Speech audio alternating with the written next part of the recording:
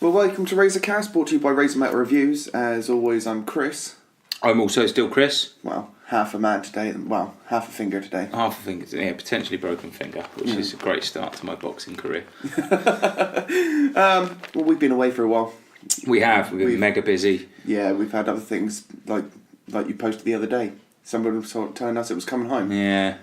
But did it? Fuck you, England. Yeah, it was so good though. It was good. I'm very, very proud of the lads. Oh yeah, what they did. Definitely bringing the nation together. But yeah, exactly. For once, we've finally got some hope for English football rather than just going, they're bollocks. They're going to get beaten by everyone. That's right. We also talk football on this podcast. So we talk everything on this podcast. Absolute bollocks. But as for always, we'll start off where we always start off with the news. Yeah. And then we'll go on to what we've been listening to in our headphones. Mm-hmm. And then today's Horns Up is Limp Bizkit's Chocolate Starfish. Chocolate Starfish and the hot dog flavoured water. That's the one. Yeah. That's a mouthful to say. A hell of a... nice pun. Yeah. Intentional or not. So let's start off with the news. Let's fresh cuts, yeah. Let's go fresh cuts. As always, he's in the news for us. He's the top story on my news, on my list as well. Marilyn Manson. Yeah. Fast becoming the Gene Simmons of modern metal. Oh, what a fucking idiot. So he's gone on stage in, what was it, Download? Download Madrid, yeah. Yeah, and he's invited a fan up on stage and holding a Peruvian flag. Yeah, Peruvian flag, wearing an Avenged Sevenfold t-shirt, who were the band, basically, that he was main support for, yeah. Yeah. So he's invited this guy up on stage and told him to take the t-shirt off. Because what a fucking idiot. He said, that's not one of my t-shirts. Instead, you can wear that flag. You can wear the flag instead, take the t-shirt off. And made him take the t-shirt off on stage in front of however many thousands of people that were there. What a fucking bellend. It's weird, I don't understand it. I don't understand. You know you got fans there straight after you for Avenged Sevenfold. Yeah. Yeah, exactly. So what's the point? I know you're playing at a festival. You know that you're not the only draw at that festival. That's the nature of a download.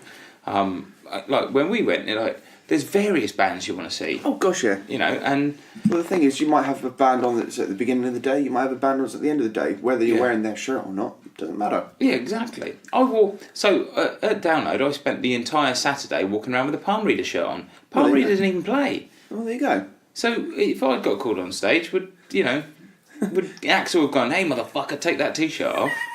So, no, you ginger fuck. No, I will not. I represent what I like. Exactly.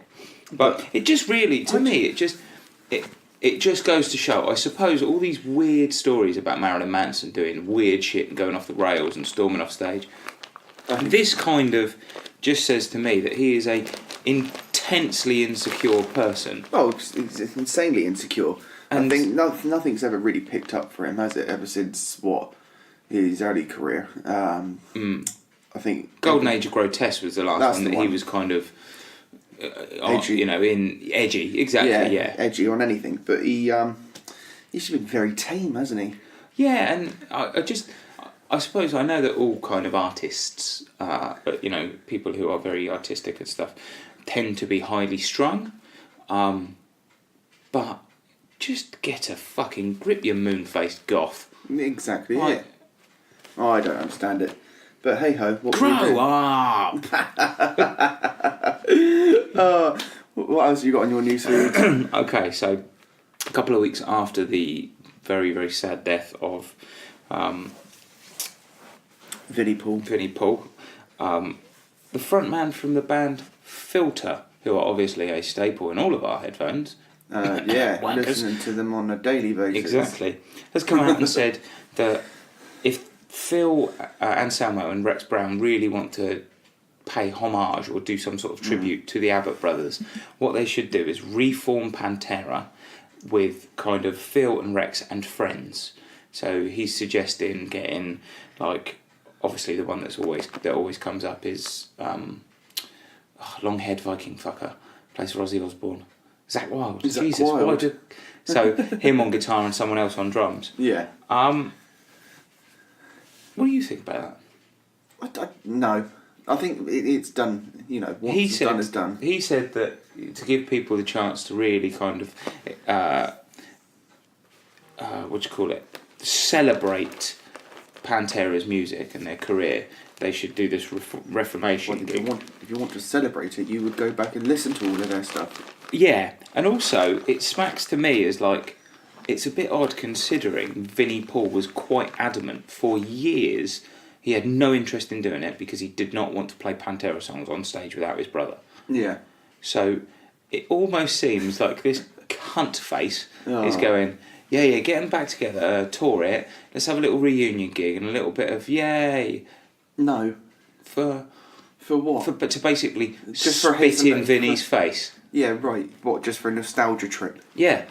You know, we weren't. I mean, I wasn't there first time round for that. No, neither was I. So, you know, I mean, yeah, I'd love it to happen, but at the same time, no. That's the thing. The two biggest people that are in that band are now gone, no longer with us. And this is the thing, isn't it? Like Pantera, we spoke about it when we did the Pantera versus Metallica special, and I said about Vinny, but I said about Dime, but the same goes for Vinny. Like those two people are integral parts of Pantera. Well, they were. Without them two, Pantera, without them two, sound like Phil Anselmo and the Illegals. Oh God, no! Just no noise. That's what it was. Total rage. Oh no!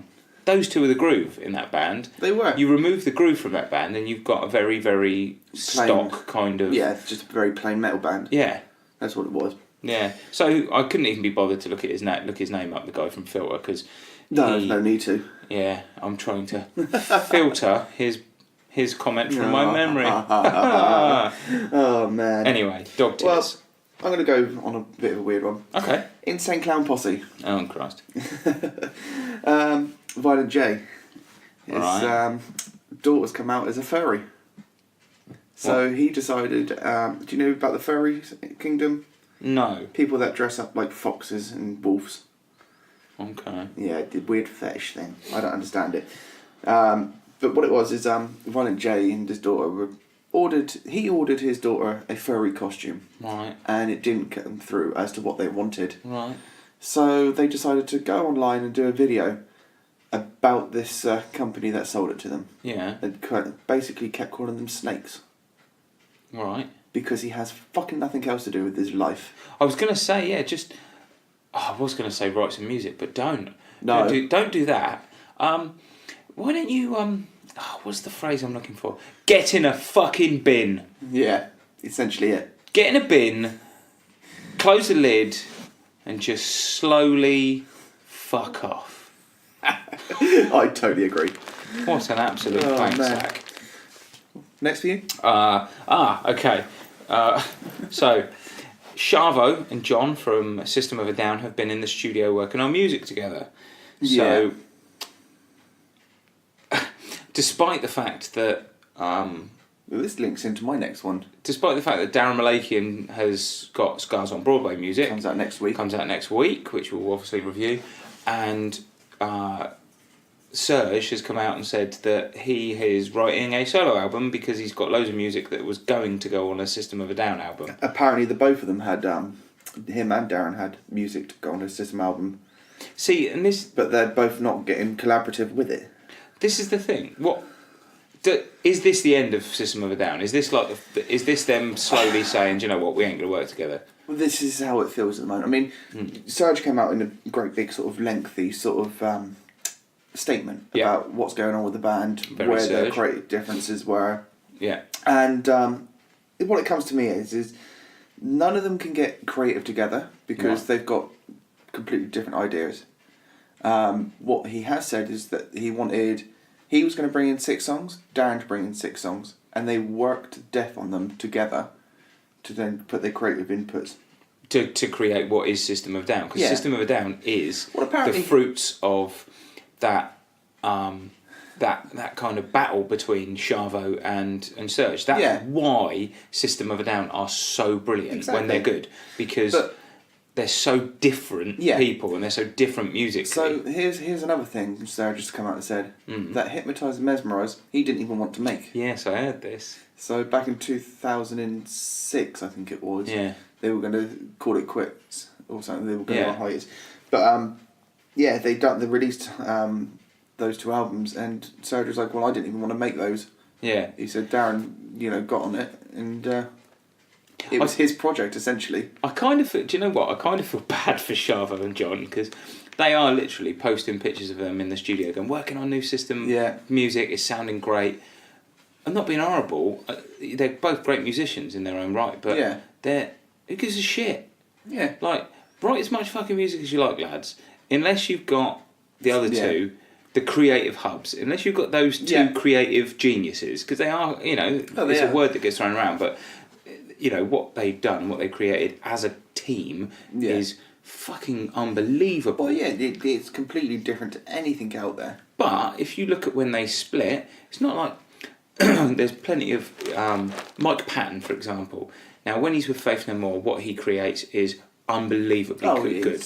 But when he's solo, he also creates unbelievably good music. Well, it's like his stuff with Mr. Bungle, Mr. Bungle and Tomahawk and now Dead Cross and God knows what else. Everything he puts a hand to, he is just a creative genius. And he is genius when he's doing stuff. And Chino from Deftones. I know it's not everyone's cup of tea, but Crosses and things like that. Yeah, again. Unfortunately, Serge's solo material ain't up to it.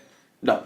It's too ethereal and kind of, I'm going to sing slightly weird and impish and I'm going to be very political and everyone's going to get it. No, you sound whiny and shut up.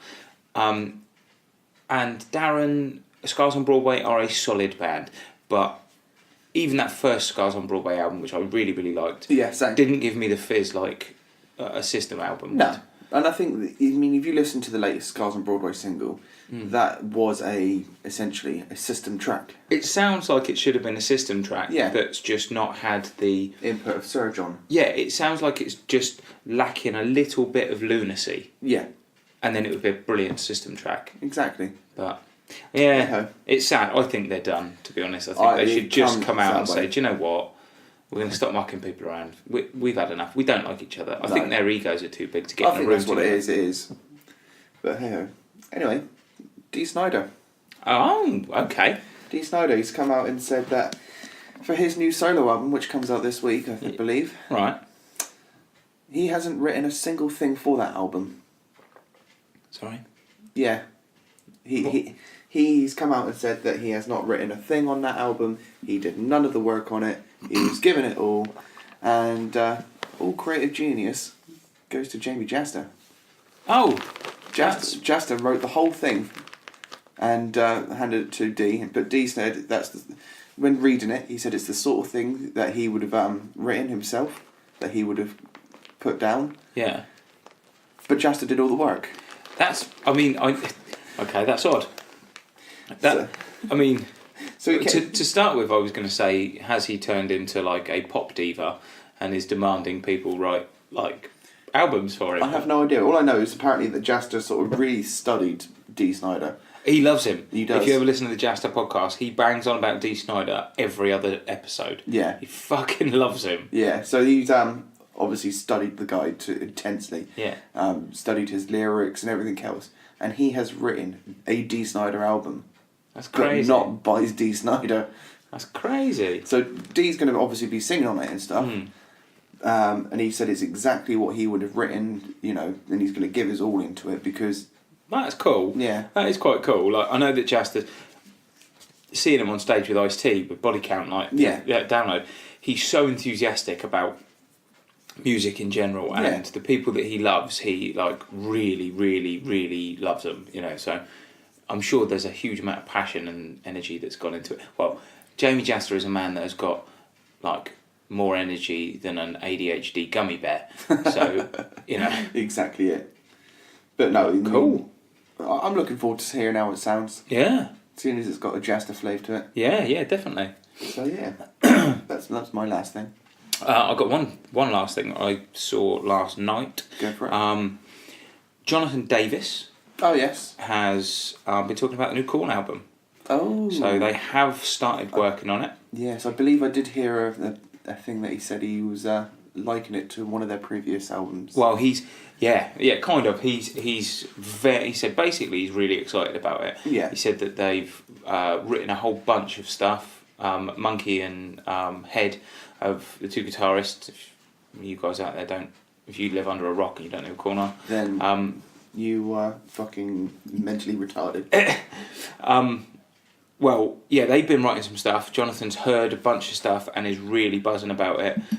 He said it's not quite corn yet because he hasn't gone in there and fucked about with it and turned it into some, done his little bit with it, basically, which, by the sounds of it, is what happens. They write some music, he goes in there, he flips it on its head and goes, now it's good. But he said he's way more excited at this point than he was at this point when they were recording Serenity of Suffering. Yeah. So, and that album's great. So interesting. Yeah. I'm looking forward to that one. Yeah, definitely. And hopefully a tour to follow. So yeah. Well, that's it on the news. Yeah. Done. Let's carry on to what we've been listening to through our headphones. Yeah, sweet. I'm going to get this out of the way. Whilst we've been away, I went to an 80s festival. Sweet. I was rocking This out. was the one that you were talking about with when we had the guys from Our Propaganda on. Yeah, so I went off to go and see the likes of Sister Sledge, Adamant. Adamant? Yeah, brilliant. And Aswad. Reggae. Shine? Yeah. Shine like a star? Yeah. Shining so bright, like the star that you are? That's exactly lovely the one. Lovely stuff. They were absolutely brilliant. And my favourite, Snap. What, Right on Time? Yeah. 'Cause you're right on time. Is this the one where we had an argument about who was who? Yeah. Yeah. No, but it was a good fucking 31 degrees that day. Yeah, beautiful. Absolutely belted. Man, I burnt so bad. Yeah. I've now got 3 or 4 marks on my arm, which are still on my arm, and I have no idea what that's all about. Yeah, Jesus, that is... Obviously, this doesn't translate in an audio format. No, but there are some odd markings, like he's been touched by some sort of Viking rune that's burnt his skin. Pretty much it. Very strong. But no, it's very good. Cool. See, we do listen to all kinds of things here. Yeah, I mean, I don't. Brilliant. But let's get on to the big one. Yeah. I'm going to call this the big one for me. Bury Tomorrow. Yes. Yeah. Dropped on Friday. Fuck. This might be their best album. I didn't want to just go. Oh, yeah. Okay. Yeah. We'll go absolutely balls deep on it. Yeah. Yeah. I think it is. Yeah. I agree. I think it is their best one. There's no sort of, when you get an album, you get like filler tracks. You can go, wow, they just put this in for like. There's nothing on that. Each song sounds like it could be its own single. I agree. But weirdly enough, I also each song does sound like its own single. Each song sounds like it could be, it is anthemic in itself. Yeah. So what they've managed to do really, really cleverly, and I'm really shocked, is Union of Crowns was, up until this point, my favourite album. It's got the biggest songs on it, stuff like Nightlife, and it's got the biggest songs on it there. That it's got that really good meld of like heavy stuff and the melodic side, that traditional kill switch metalcore. Yeah. What they've done on this one is they've become more anthemic, but fucking heavier. But fucking ferocious. Danny's vocals on this, I don't know how he keeps getting better. I don't know, but his range has become so vast now. His growls, when he goes low and he's growling, he sounds, just demonic. He does. It's so heavy. It is. And it's mental to think that a band, at this point in their career, what is most fifth bands... album now? Yeah, fifth album. What most bands at this point in their career do is they soften the edges. They just sort of take away a couple of the little angular bits on the sides to make it a little bit more palatable for people, a bit easier to swallow so they can get on the bigger stages. Yeah. Respect fuck out of Bury Tomorrow for going, now let's make it spikier. Yeah. Like, we've got this thing that could potentially, they've got a ball, and like a tennis ball, and it's a tennis ball that maybe it was covered in anthrax before. Now it's covered in anthrax, and they've hammered about 63 nails through it, and now they're throwing it at people. It's fucking great though. Great analogy. That's the strangest analogy I think I've ever come up with. Anthrax covered tennis balls. But no, I think when you listen to the likes of Knife of Gold, that is a total pit song. Yeah, that scream at the start of that song, mate. When they did that live at Download, when I saw it, Grass Pop went off. Yeah. I dove straight into the pits on that one. Yeah, and that's the thing. This album, like even as early before it was released, the songs that they released off of it, Black Flame and Knife of Gold. Yeah. When you see it live, they go off. They do. And there are most bands have at album 5. Most bands have. I think you can kind of usually expect 3 to 4 real solid tracks. Maybe 3 of them that they'll still be playing in their set list 4 years down the line. I don't know what they'll cut. I can't see what they can cut. I think the whole thing is just brilliant. I think it's more a case of what are they going to pick from the other albums to go along with it. Yeah. Because they have to cut so much from their set list now. Yeah, their set list is getting really difficult to... Unless they start becoming a bigger band and end up getting like an hour-long... Well, more so, hour and a half set and stuff. Well, fuck me, they do deserve it. Oh, they do. They've just absolutely... Like, ever since I've seen them from... before they even released their first album. When I remember picking up their first EP. I've still got it at home somewhere. Yeah. Even then, you could tell they were going to be huge, and rightly so. They just absolutely, they've just got. They really have improved. That it's difficult for a band. Not many bands continue to improve to the standard, to the the quality of releases does not usually increase by this much when you get to album 5. No. This is a significant jump in quality for Bury Tomorrow. Oh yeah. I think Bury Tomorrow have always been like. They've been a very standard. Well, not standard because they've always been good. I think they're a metalcore band through and through. Yeah, I think they've been one of those bands in amongst. Basically, they've been in amongst the best bands in Britain for a long time. Yeah.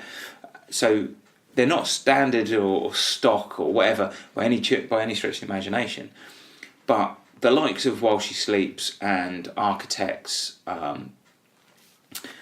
They always seem to have just the edge on Bury Tomorrow. Yeah. Like Architects just nailed that mass appeal thing because they're not. Well, they're on fucking Radio 1. Yeah, they've been playing on Radio 1. They've been playing on Radio 1 for a while now. Yeah, but even so, for a band that is so difficult and technical and heavy to do that is incredible. And Bury Tomorrow have gone, fuck it, let's do that. Yeah. Let's push it. They've smashed it out of the park. Yeah. Absolutely smashed it out. That opening track, No Less Violent, it sounds... do you know what? It's got... There's this album, now and again through this album, I can hear the more balls out bits of recent Parkway Drive. Yes, yeah. No Less Violent. No Less Violent sounds a little bit like... To me, it sounds a little bit like... I think it's the song Sound of Violence by Parkway Drive from Aya. Oh yeah. It's got that, like, it's all growled, it's all fucking furious, but it's got hooks. Danny has got an amazing ability to scream his fucking tits off and growl his tits off and still have hooks. Oh, definitely. And as somebody who is trying to learn how to do that, I can scream, but to scream and be memorable, to scream a chorus or to scream a verse that people remember and hum to is phenomenally difficult. And he nails it all the time. Every time, even live. But yeah, that's Bury Tomorrow's new album, Black Flame. Yeah, if you like music in general, heavy music in general, go and listen to it.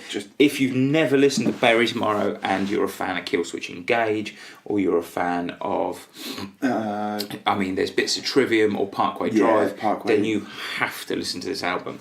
It's definitely because not only is it one of the best metalcore albums in the last 5 or 6 years easily, it's the best thing this band have done. Easily. What should we listen to then? So I haven't listened to it nearly enough to really give it a full review. I already know that I really love this album. Deaf Heaven. Deaf Heaven, yes. So Deaf Heaven, not Deaf Havana like I mistaken it for. Very different. Very, very different. Very Deaf different. Heaven, yes. Yeah. Yes, very different. I mean, it's almost kind of somebody saying, yeah, go and listen to Immortal, and you listen to My Immortal by Evanescence. Yes. it's exactly it. No, but I did get the right one. I did listen to Deaf Heaven, and I listened to this album, and fuck me. Yeah, it's great. The album is called... something about ordinary corrupt human love. Yes. So quite long-winded, but so this album is, if you guys have been listening to us for a while and you've checked out things like Mole, or what was the last, like is it Limbs? Limbs a little bit, yeah. This has got that really cool, like, it's that black metal tinged shoegazy, post black metal, post hardcore type thing. This has got a very sort of prog edge to it. Yes, 100%, yeah. And so imagine Mastodon, but crank it up. In vocally crank it up. Yeah. But so this album just astounds me from where it goes. I don't like most of these kind of black metal tinged or these black metal albums that bring in sort of more shoegaze elements. Yeah. They tend to be more kind of blast of black metal, blast of something. Yeah. Like blast of black metal, blast you in the face with that, I'll tell you what, and then smooth it over. There has been a lot of blasts of black metal in a lot of albums this year. Yeah, we talked about Zealanada and Mole and yeah. But this album, it goes so many places, and it goes all of them brilliantly. Like, there are bits in this album that genuinely sound like, that guitar lines that genuinely sound like bits of Oasis. Yeah. Like, there are guitar books where I'm like, fucking hell, that could be on What's the Story, Morning Glory. Very catchy. And the drumming on it is probably my standout, I think. Yeah. The drumming on this album is fucking phenomenal. Yeah. It goes from blast beat to simplified thing. But even when he's doing a simplified beat, even when the rest of the music and it's lovely and chilled and it's relaxing, because this album can be really soothing and really relaxing, despite the fact that you've got this like black metal scream in the background.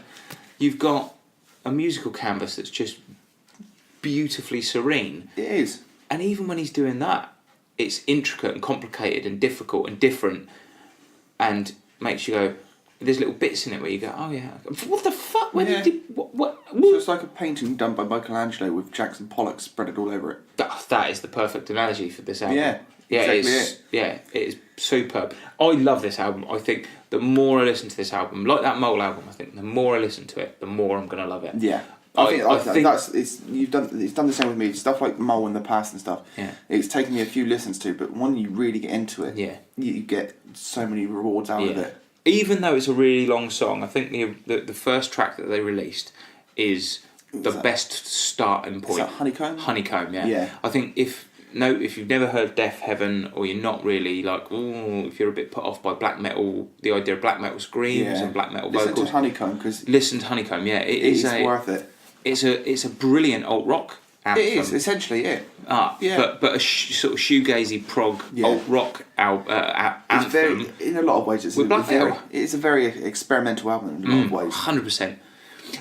Weirdly enough, Kerrang have said that this album, they see this album as changing the face of modern metal. Really? Wow. So it's not just us that are thinking, Deaf Heaven are pretty good. Yeah. There's a big push from some of the bigger magazines and stuff like that. So God knows where this could go. Oh, I hope big things. If Deaf Heaven kicked the door open for people like Mole to become a bit more mainstream, I am well happy with it. I'm happy with that. So, yeah, wicked album. That's Ordinary Corrupt Human Love by Deaf Heaven. Get on that one. Yeah. I've got one. I've listened to it once through properly. But it's a very good album, actually. Axe Grinder. With their new album. It looks the same to that. Satori. Yeah. So it's their first. So Axe Wound. This is their second go at music, I feel. They were back in around 1986. They came about. Right. Axe Grinder. Axe Grinder, yeah. Axe Grinder, yeah. Yeah. So they came back in the late 80s. Yeah. Released an album in 88. Yeah. And then fell off the face of this earth. 30 years later, they've just released a new album. But they're doing an anvil. Yeah, pretty much. Essentially it, do an anvil. But this band, they have a sound very thrashy. Yeah. But when you listen to it, it's done in a hardcore beat. Okay. Very sort of stringed out. But the rewards from that is brilliant. They've got a track on there. I can't remember what the first one's called. Halo, I think it's called. And fucking hell. Where is it? Yeah, the second track on there. Halo, Snakes for the Breeding. It is so... It's very simple. It does repeat itself. Mm-hmm. But being very thrashy with the post-hardcore elements... just fuses so well. Is this like... Because obviously, I mean, if they're a band, it makes sense. If they were a kind of thrash band in the 80s, it makes sense that there's those hardcore elements, because thrash was born out of that... Well, yeah, it was out of the punk... traditional metal and that punk. And there is punk elements to this. As the album goes on, again, it does feel... You have to really give it a chance, because it does feel very sort of... samey in a lot of ways. But when you really push on with it, there is a lot to it. Mm-hmm. You know, the hardcore beats in the background really do complement the thrash sort of shredding tones. Mm. And for me, it's possibly, you know, a great stepping stone for bands to look into. Just changing beats off of other things. Yeah. Is this very 80s? No. Or does it sound like very 2000? modern. Very modern. Okay, cool. It does sound modern. That's impressive. If they're a band that haven't done anything for 30 years, exactly, to come out with something, yeah. Maybe they just needed that small break. They did. Just like Anvil. But no, get on that one. That's Axe Grinder with Satori. Yeah, nice. I'll give that a bash. Yeah, there's a couple of other bits I've been listening to. So, I stumbled over a band called Impending Doom. See, now already that sounds very, very heavy. Yes, it is. So Impending Doom, the newest album's just come out. It's called The Sin and Doom Volume 2. Okay, already I feel like I'm going to be like brutally murdered or something. Well, yes, and do you know what? I listened to it before I even looked into what they are or who they are or what they're about, and it's a deathcore album. Yeah, and I know deathcore is a bit of a dirty word nowadays, because for years it's been the same fucking crap over and over again. Yeah. It's just been people bashing you over the head with the same tricks. Yeah. That really down-tuned guitar and just waiting for the mosh call and waiting for the drop, just so they can go dum, dum, dum. Yeah, that's all it is. The whole thing is just the whole waiting for the drops. Yeah. This album has kind of bucked that trend a little bit. I'm not a huge fan of deathcore because of that particular thing, but what they've done here is they've upped the death on it. Yeah. So there are like some moments where they go not traditional death metal, like old school kind of wiry shit. It's more like decapitated style. Yeah. Big groovy riffs done in a death metal style. Yeah. Brutal vocals and brutal drumming. There's quite a bit to it for a deathcore album. Yeah. It doesn't just stick to the same formula. Each song has got clear deathcore elements, and there are beatdowns and there are mosh calls and there are those things. But they're just done more interestingly. They're linked together. Are they done sort of more technically? It's not even the technicality. It's the groove. It's the feel of it. I'm not a massive fan of just being like, oh, look how technical we are, because I think it loses the feel. I more get into music if I can feel it, you know. Yeah. And this has got some feel about it. It actually, the bits in between those kind of deathcore. So the feels in between. Yeah. Yeah. The bits that lead from deathcore bit to deathcore bit, traditional deathcore bit, are really interesting. And when I read up about them, they're a Christian band. Oh, really? Yeah. Really? Yeah. They're a Christian band, and for once, I don't like. Generally, if I read that, I've got nothing to. Well, I'm not going to lose interest, don't you? But I do go, oh God, I can't be bothered. Yeah. because I just, whenever I read it, I always think, oh, it's going to be a bit wet. It's going to be metal, but a bit wet. Yeah. This is not wet. Fucking hell, it's not. This is Old Testament fury. Oh. This is like biblical wrath, like heaviness. I like the pun. Yeah. It's not, don't get me wrong, this is not going to be everyone's cup of tea, but if you used to like deathcore and you like things like Decapitated, then you could go far worse, I think. Be far worse off than listening to this. Yeah, definitely. My next one is also close to that. Oh. And that's Chelsea Grin. Oh, yeah. So they've got a new album, Eternal Nightmare. Mm-hmm. And fucking hell, it just melts your face. It just goes straight through you. But they're very sort of... This new one is very Meshuggah-esque. Oh, okay. I've got no problem with that. No. But the guitar hooks on it, fucking hell. Just for days. Each song just has guitar hook after guitar hook. Really reels you back in. Yeah. And it's just technically brilliant. Again, if you love Meshuggah, there is more technicality to Chelsea Grin than there is to Meshuggah. Yeah. Although Meshuggah are very technical, but it's the way they do the shreds, the way they do the hooks. Yeah. It squeals more. Yeah. And it's just fucking phenomenal. And honestly, I've been so taken back by this one because I was a bit late to the Meshuggah party. Yeah. And I saw them at Grass Pop, and what a fucking great decision that was. Yeah. Now, with Chelsea Grin releasing this new one, I'm very interested to see how that sounds live. Yeah. Because it does just go straight through you. Just absolutely blasts it. But no, very, very, very good album. Again, I've only given it the once listen over, but I think I will be going back to this. It's well worth it. I'll give it a listen. I mean, I saw Chelsea Grin years back supporting somebody at the Portsmouth Pyramid, and at the time I was like, no. But I think deathcore was quite a new thing to me then, and I was a bit like... Well, you like Meshuggah, so... I'm not sure about this. But yeah, the Meshuggah things hooked me in. I'm going to go back and give that give it a good listen to it. But that's Chelsea Grin with Eternal Nightmare. Shaman. Okay, so...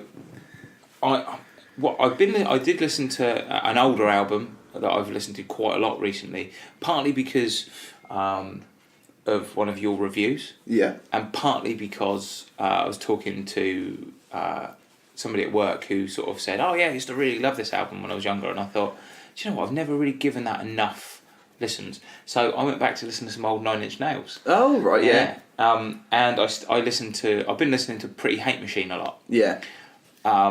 Obviously, really early Nine Inch Nails.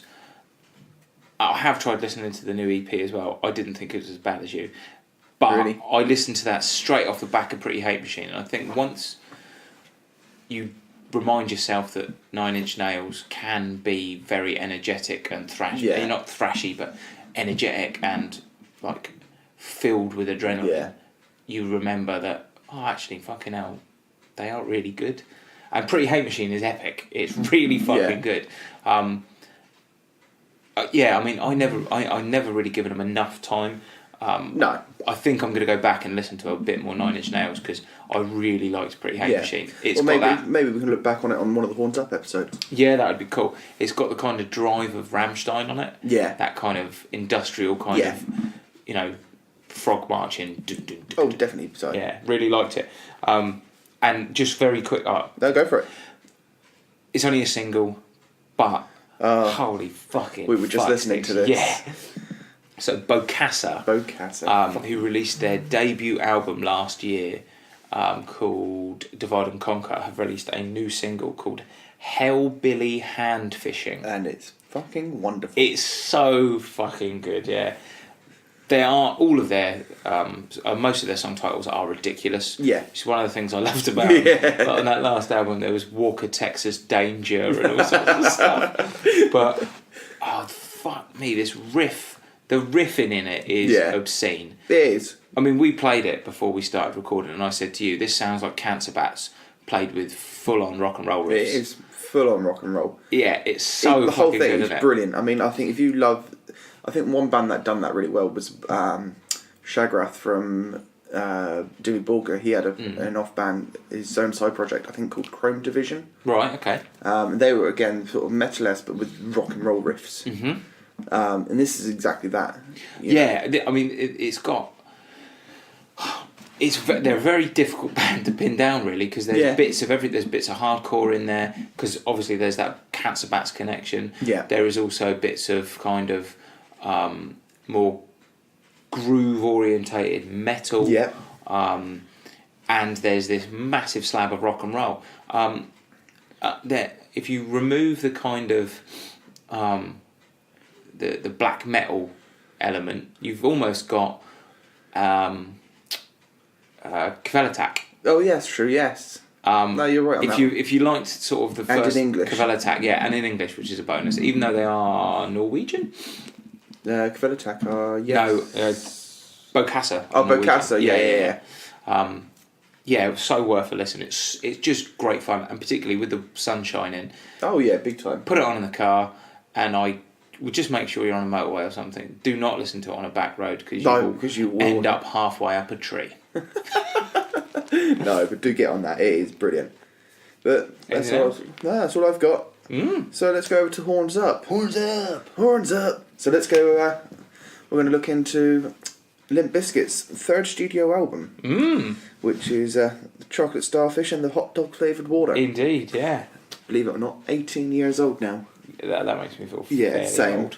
So I remember this album when it first came out.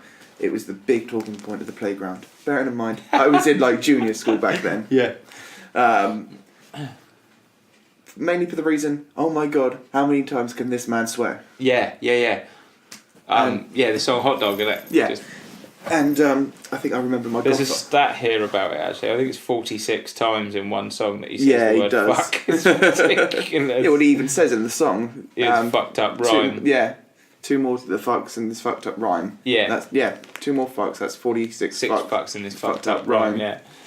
But no. Again, another analogy I had was my godfather. He wasn't a big fan of this at all. And he's like, this is basically rock music for those who cannot use a dictionary. Yeah, and do you know what? I think, that's something that's been levelled at this album. Yeah. And Limp Bizkit in general, a lot. You know, they have been kind of given a kick in over the years, really, as being the lowest common denominator metal. Like, look, you mentioned it before we chatted, and that term wrestle metal. Yeah, they were. They were the biggest band in sort of the WWE at the time, weren't they? Back in the early 2000s. They were all over WrestleMania. They were used for all kinds of pay-per-views.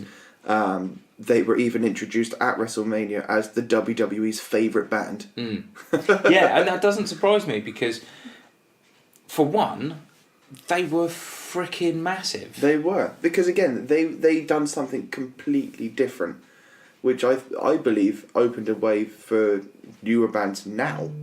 So if you look at the fact that they brought the hip hop elements into things. I was going to say about the hip hop elements. I don't think they're not the first people to do it. I mean, obviously, Body Count and Rage Against the Machine are a massive one. Yeah, but to a commercial level. Yeah, 100%. These didn't have the political leanings of Rage Against the Machine. No. What they did is they went, that's bouncy, that's big, let's take the edge out of it. Look, not the edge, but let's take the political element out of it and let's stick our tongue firmly in our fucking cheek and do music that you can just have fun to. Yeah, exactly, and that's what it was. It was fun.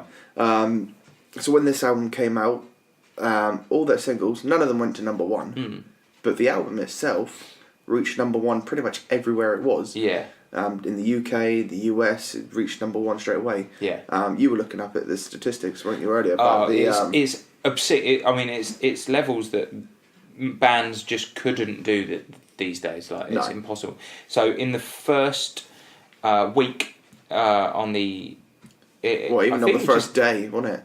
So this is just in the United States.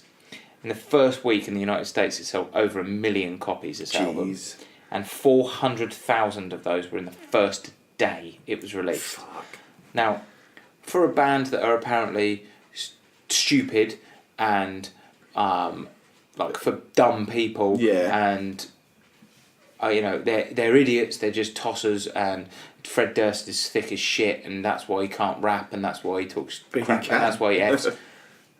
Well, that's pretty fucking clever to be able to somehow tap into that many people. Yeah. Like, Limp Bizkit and Eminem are the only two people that I can remember in my lifetime that have had that kind of an impact on music in general. Big time.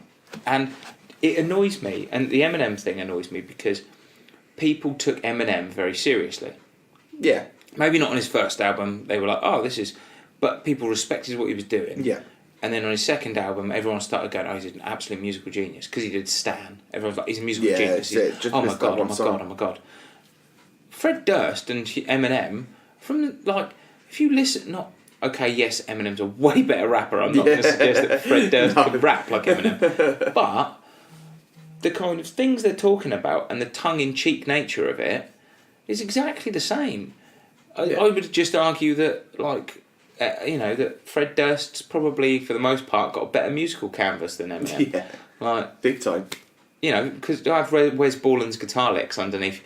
If Eminem had fronted Limp Bizkit, holy fucking shit. Could you imagine? Yeah. Jesus Christ. But he could, that's the thing. He could, he's very versatile. And sarcastic. There's so much sarcasm in this album, it's crazy. Yeah.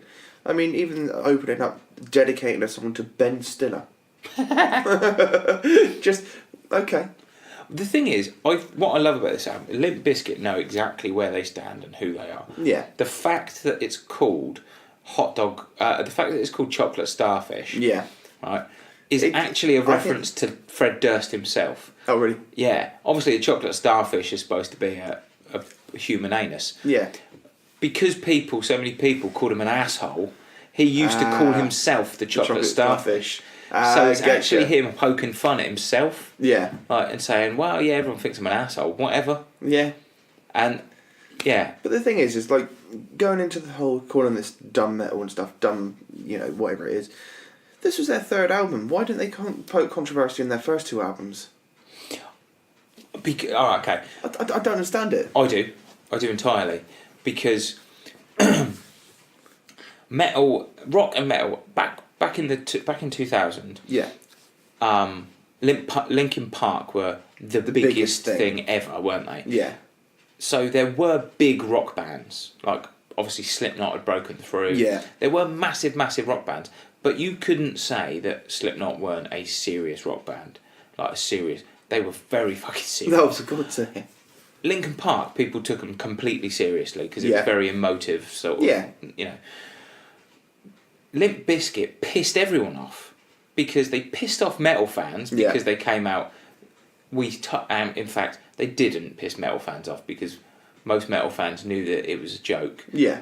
And loved it, but they all wanted to sound cool. Yeah. So everyone said, "Oh, I fucking hate Limp Bizkit," but everyone had this album.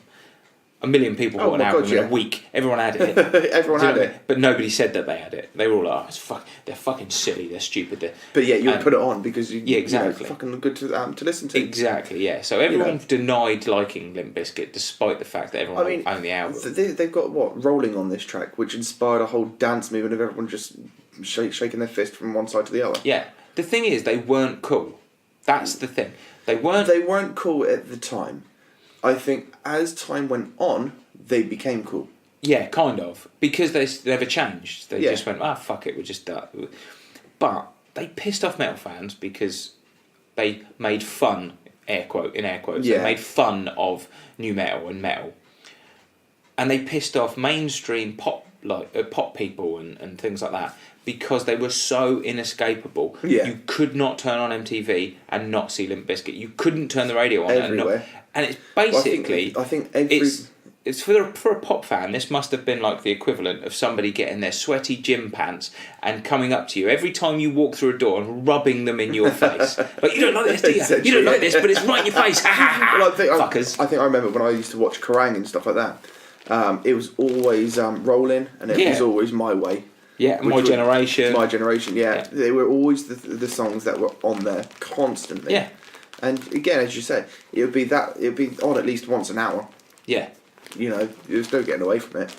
I mean, there's an elitism in metal. There just is. We're all guilty of it in some way, shape or form. Yeah. We're all guilty of looking down our noses at something and going, oh, I didn't like that because it's not metal enough or whatever. And Limp Bizkit didn't give a fuck about that elitism. And that's why people loved them and hated them in equal measure. Yeah. The genius of it was that they didn't care if people loved them or hated them because they were still buying the fucking album. Yeah, all the time. I mean, I was... Again, I got this album when it first came out. I loved it. That's brilliant. Actually, it just tapped into something completely different. But to start with, I hated it. Understandable. Then again, I was always exposed to it because I'm a massive wrestling fan, you see. And I've watched wrestling ever since I can remember. And this was always on. Yeah. It was always on the wrestling. It was always on Kerrang. Yeah. You couldn't go anywhere without this. No. So I just grew to love it anyway. Yeah. And see, I was exposed to it, but I was on the other side of the fence. As we've talked about before, I used to listen to a lot of hip hop. Yeah. So I was sat there listening to hip hop and imagine going, as a hip-hop who is this fan, jackass who thinks he can rap? used to piss you guys off. Because I was like, well, you can't fucking rap. Stop rapping, you dick. You're useless. But did I own it? Yeah. Yeah. Of course. Yeah, because when no one was listening, I had it in my headphones and I'm walking around. People were like, oh, what you listen to? I'm listening to the new Skinny Man album. Or I'm listening, or something, you know what I mean? I'm listening to this, I'm listening to that. I'm listening to the Big Pun. And then secretly I'd then walk off and go, rolling. No, I mean, again, it's just one of these albums that I think even today still has relevance. When you look at bands such as... Okay, it might be controversial, but like the 100, stuff like that, who use the rap elements and stuff in metal, although they're doing it in a very different way to the metal side of things, still rapping. Yeah, well, I think what Limp Bizkit they opened the floodgates for a lot of stuff. Yeah, some of that stuff was fucking awful. Yeah. Some of it was absolute dog shit, and luckily that dog shit has died on its ass. Well, I remember, and some of it was great. Some of the stuff that they they kicked the door open for was brilliant. Yeah. Do you think this album still holds up? Yes, big time. Yeah, I do. Any day, you put this on to anybody who's, new to the metal scene or anything. You put this on, and you go, have a listen. You will end up dancing. Yeah, that's the thing, isn't it? It's party metal. It is. And like with the sun out, today, as it is glorious in Britain at the minute. I could be driving down the road listening to this on the way home, and it's going to sound just as good as it was when it was You will released. break the speed limit to it. Oh, of course, yeah. We don't do that, obviously. But. No. We're professionals here. Yeah. But no, again, we'll go back to the controversy and stuff on this. The likes of Trent Reznor from Nine Inch Nails hated Limp Bizkit so much that Limp Bizkit decided, you know what, we're going to take Closer and reference. Yeah. And just it's so snotty, isn't it? It's actually a very punk way of doing things. I mean, they're still like that today. When I saw them at Grass Pop a few weeks ago, they came on stage and they were like, "Oh yeah, we were told by by the bassist of this band that we weren't allowed to do their song, but fuck it, let's do it anyway." And that was Rage Against the Machine's "Killing in the Name of." Yeah. And they were just like, "What the fuck's going on?" Yeah, they don't give a shit, do they? No. The strange thing is this album, critically, the critical reception from this album is weirdly mixed. Yeah. Like, considering how many sales this album wasn't a critic's album. Oh no, this wasn't. By the looks of it. Some people, Melody Maker gave it 4.5 stars. Yeah. Rolling Stone gave it 3.5 stars. Q gave it 3 stars. But then you got somebody called Robert Krishku. Yeah. Who's only given it 1 star. 1 star. And the NME weren't overly positive. They gave it 6 out of 10. No. Lots of people thought, this is fairly fucking 3 out of 5 stars. Fairly bog standard. It's only a very bog standard, middle of the range album. But this you say that, everyone knows every word to all these songs. Everyone knows every riff to all of these songs.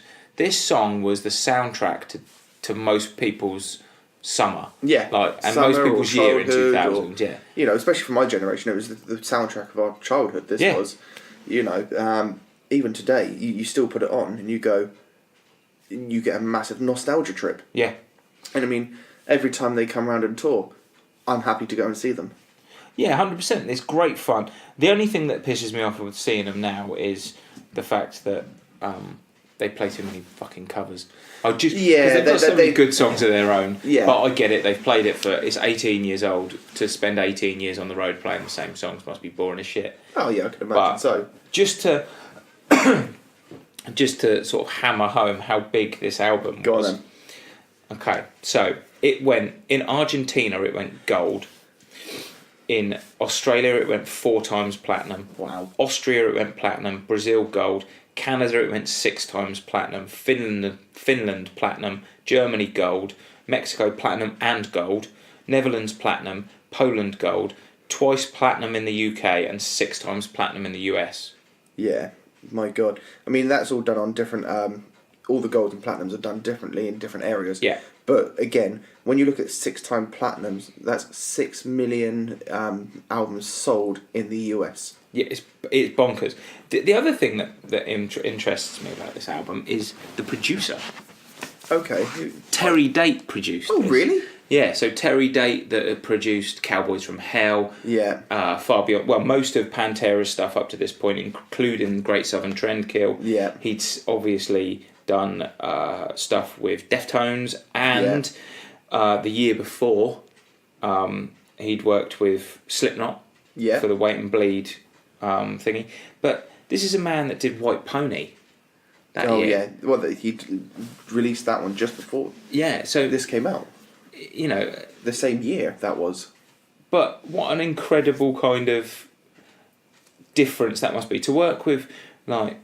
At this point in his career, he was working with bands that were doing their most, with Pantera doing their, like 96 Great Southern Trendkill, but doing, at that point, their most furious album. Yeah. Deftones with their most boundary-pushing album, and, and then, yes, he'd done some stuff with, like, he did Science with Incubus. Yeah.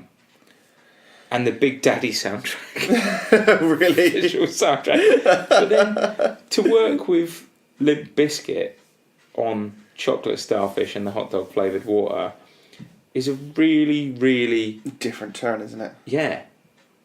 It is odd. And I don't know. It just seems strange that he would work with so many very, very serious artists and then all of a sudden do this like absolute party metal banger. Yeah, no, and it is. It's again, I think the whole point of this is the fact that it is a party album, and it still holds today, and it probably will still hold for another 20 years. Yeah, quite possibly. Yeah, I can't see it not doing so. But if you've not listened to this and you've been, well, you've ruined your own life. You pretty much it. You ruined my life. You have. Now do yourself a favour and get on there and fucking listen to this. Cause honestly, it's possibly one of the best albums of just for the 21st century. Sit in the garden, crack open a beer, and listen a bit of this. Listen to have this. Have a giggle, and see if you piss can off your neighbours. Yeah, see if you can sit still for the whole album because I bet you can't. No. You owe me a beer if you can't. That's fair. On that note, we'll leave it there. As always, you can find us on Spotify, iTunes, Podbean, SoundCloud, YouTube. So catch us on there. And Facebook, if you want to give us a shout. Tell us what you thought of the episode, or if you're in a band, give us a shout as well. We'll happily look at your stuff and put up a post up for you. Yeah. We're happy to push for the way of the new metal. Yeah, absolutely. Not new metal. Not NU metal, no. No, but... No. Yeah. We'll leave that to Cane Hill. Big one. Right, peace out then, fuckers. See you later.